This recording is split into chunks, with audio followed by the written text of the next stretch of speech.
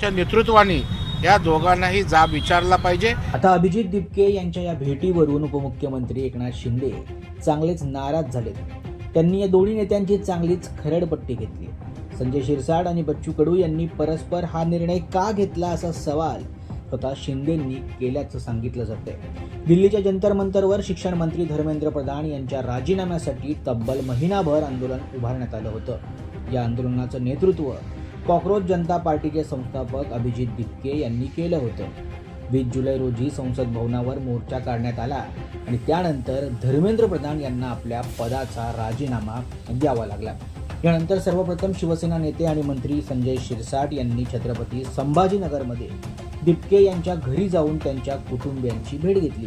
काही दिवसांनी अभिजित दिपके यांच्या घरी बच्चू कडू देखील पोहोचले।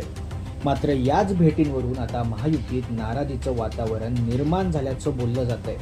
महायुतीची अधिकृत भूमिका ठरलेली नसताना अभिजित दिपके यांना भेटायला परस्पर का गेलात असा संतप्त सवाल एकनाथ शिंदे आणि संजय शिरसाट आणि बच्चू कडू यांच्याकडे केलाय। इतकंच नाही, अशा प्रकारच्या भेटींमुळे महायुतीबाबत चुकीचा संदेश जनतेमध्ये जाऊ शकतो अशी नाराजीही शिंदेंनी व्यक्त केली।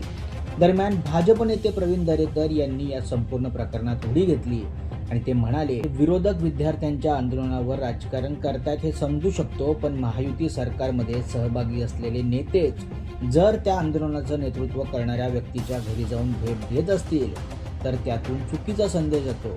दरेकर यांनी पुढे असंही म्हटलंय की ज्या आंदोलनातून केंद्र सरकारची प्रतिमा मलिन करण्याचा प्रयत्न झाला त्या आंदोलनाचं नेतृत्व करणाऱ्या व्यक्तीला भेटणं हे महायुतीच्या भूमिकेशी सुसंगत नाही। त्यामुळे संजय शिरसाट आणि बच्चू कडू यांनी आपल्या भूमिकेबाबत जनतेसमोर स्पष्टीकरण द्यावं असं दरेकर म्हणाले। ज्याने केंद्र सरकारच्या विरोधात भाजप आणि एनडीए सरकारला कोंडीत पकडण्याचा प्रयत्न केला, त्या आंदोलनावर स्वार होऊन देशाचं वातावरण त्या ठिकाणी बिघडवलं, अशा वेळेला आपण एनडीएत सत्तेत असताना त्या पक्षाच्या राज्य सरकारमधील मंत्र्यांनी त्यांच्या घरी जाणं हे कुठल्याही साधनसूचितेत बसत नाही। बच्चू कडू त्यांची नौटंकी अशाच पद्धतीनं चालू असते।